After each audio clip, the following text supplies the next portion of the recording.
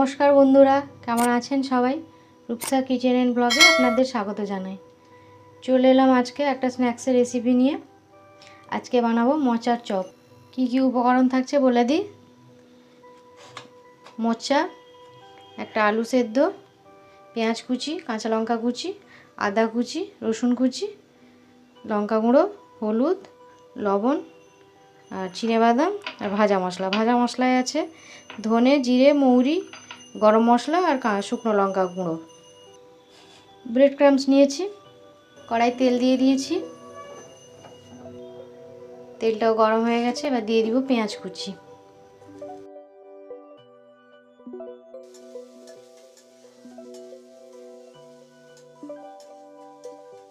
পেঁয়াজটা ভালো করে ভেজে নিব। পেঁয়াজটা আমার ভাজা হয়ে গেছে। এবার দিয়ে দিব রসুন কুচি,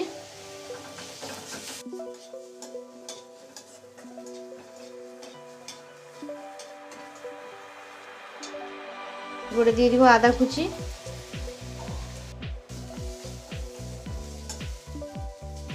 পেঁয়াজ আদা রসুনটাকে ভালো করে ভেজে নিব। কাঁচা লঙ্কা কুচি,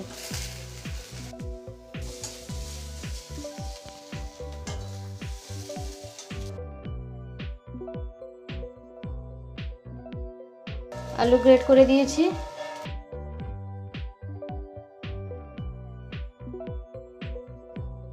আলু গ্রেট করে দিয়েছি। এবার মোচাটা দিয়ে দিব।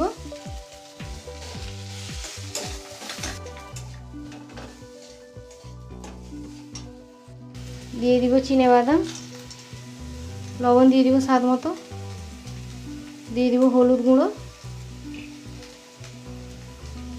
শুকনো লঙ্কা দিয়ে দিব।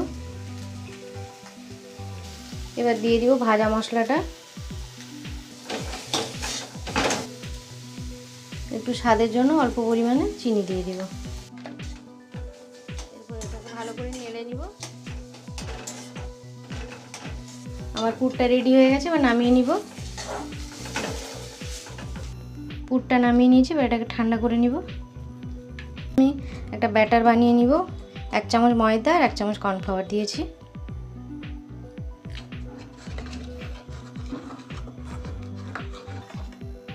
ব্যাটারটা আমি বানিয়ে নিয়েছি। পুরটা ঠান্ডা হয়ে গেছে। এবার চপের আকারে গড়ে নিব।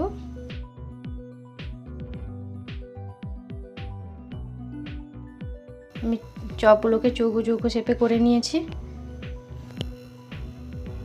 আগে ব্রেড ক্রাম্বসে ডুবিয়ে নিব, ভালো করে কোট করে। এবার একটা ব্যাটারে ডুবিয়ে দেব।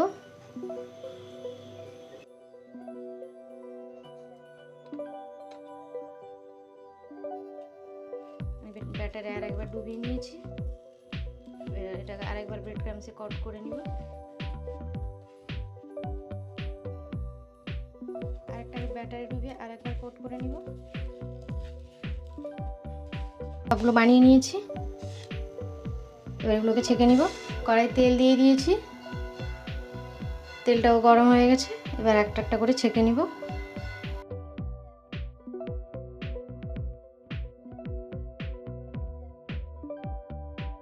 ছাকা হয়ে গেছে। এবার তুলে নিব। আমার সবগুলো ভাজা হয়ে গেছে। প্লেটে সাজিয়ে নিয়েছি। ভিডিও যদি ভালো লেগে থাকে তাহলে একটা লাইক, কমেন্ট, শেয়ার করে দিবেন। সাবস্ক্রাইব করতে কিন্তু ভুলবেন না।